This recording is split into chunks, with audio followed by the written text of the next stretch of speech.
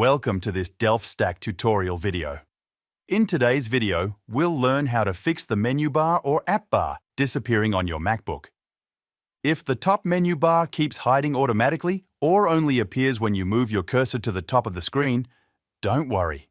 This is usually caused by a display setting that can be changed in just a few steps. Let's go straight to it. First, go to the dock at the bottom of the screen and click on System Settings. On some older macOS versions, this may appear as System Preferences. Now look for the Desktop and Dock option and click on it. If you are using an older macOS version and only see Dock or General Settings instead, open that section because the menu bar settings may be located there depending on your macOS version. Once you are inside the Desktop and Dock settings, scroll down until you find the menu bar section. Here you'll see an option called Automatically Hide and Show the Menu Bar. If this option is enabled, your menu bar will stay hidden until you move your cursor to the top of the screen. To make the menu bar stay visible all the time, simply turn this option off.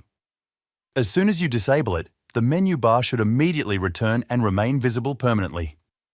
If this video is helping you so far, please like the video and subscribe to DelftStack for more quick Mac and iPhone tutorials. If you actually prefer the cleaner full-screen look, you can leave this option enabled. In that case, simply move your cursor to the very top edge of the screen anytime you want the menu bar to appear again. There's also another thing to check if the menu bar still disappears only in certain apps. Some apps use full screen mode automatically. To exit full screen mode, move your cursor to the top left corner and click the green button or press Ctrl plus Command plus F on your keyboard. This will return the app to normal window mode and bring the menu bar back permanently. And that's it. You now know how to fix the disappearing menu bar or app bar on your MacBook and control when it stays visible. Thanks for watching this DelftStack tutorial video.